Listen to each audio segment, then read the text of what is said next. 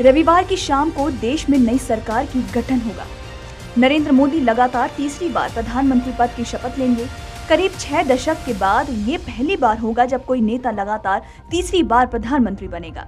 नरेंद्र मोदी की ताजपोशी के साथ उनके नेतृत्व वाली तीसरी सरकार काम करना शुरू कर देगी। मोदी लगातार कहते रहे हैं कि उनका तीसरा कार्यकाल बड़े फैसलों वाला होगा।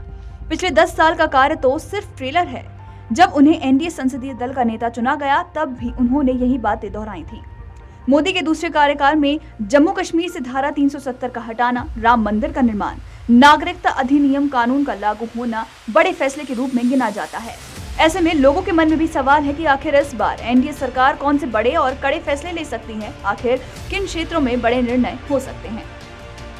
तो आपको बता दें कि लोकसभा चुनाव 2024 में भाजपा के घोषणा पत्र में एक देश एक चुनाव का वादा किया गया है। नरेंद्र मोदी समेत भाजपा के तमाम बड़े नेता इसे लागू करने की वकालत कर रहे हैं। दरअसल नरेंद्र मोदी ने 2019 के स्वतंत्रता दिवस पर एक देश एक चुनाव का जिक्र किया था। तभी से अब तक कई बड़े मौकों पर भाजपा की ओर से एक देश एक चुनाव की बात की जा रही है। दरअसल एक देश एक चुनाव की बहस 2018 में विधि आयोग के एक मसौदा रिपोर्ट के बाद शुरू हुई थी। उस रिपोर्ट में आर्थिक वजहों को गिनाया गया था। आयोग का कहना था कि 2014 में लोकसभा चुनावों का खर्च और उसके बाद हुए विधानसभा चुनावों का खर्च लगभग समान रहा है। वहीं साथ साथ चुनाव होने पर ये खर्च 50-50 के अनुपात में बंट गया है। फिलहाल पूर्व राष्ट्रपति रामनाथ कोविंद की अध्यक्षता में एक समिति का गठन किया गया है। समिति ने अपनी रिपोर्ट भी राष्ट्रपति को सौंप दी है। अब तीसरे कार्यकाल में एनडीए सरकार इसे लागू करने पर जोर दे सकती है। एनडीए सरकार में प्रमुख दल बन चुकी जेडीयू ने भी इस पर अपना समर्थन जताया है।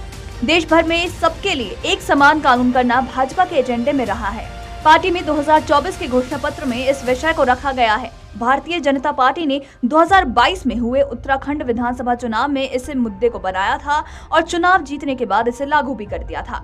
अब भाजपा के नेतृत्व वाले एनडीए के तीसरे कार्यकाल में समान नागरिकता संहिता को आगे बढ़ाने पर जोर दिया जा सकता है। हालांकि इसके लिए सहयोगी दलों का समर्थन जुटाना बड़ी चुनौती हो सकती है।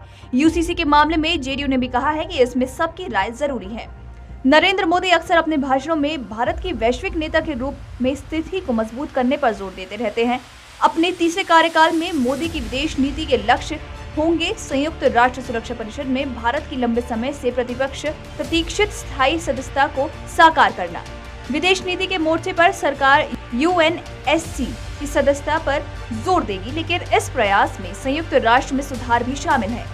यूएनएससी में सुधार करना एक बड़ी चुनौती होगी क्योंकि स्थायी सदस्य चीन अक्सर भारत को इसमें शामिल करने का विरोध करता रहा है। तीसरे कार्यकाल में केंद्र सरकार की प्रमुख स्वास्थ्य बीमा योजना आयुष्मान भारत को बड़े आकार में देखा जा सकता है। आपको बताते चले कि नरेंद्र मोदी चुनावी कार्यक्रमों में ये कहते रहे हैं कि तीसरे कार्यकाल में बड़े फैसलों के लिए मोदी की गारंटी पूरी की जाएगी। चुनाव परिणाम घोषित होने के बाद भाजपा कार्यकर्ताओं को संबोधित करते हुए मोदी ने भविष्य के लिए अपने विजन को रेखांकित भी किया था।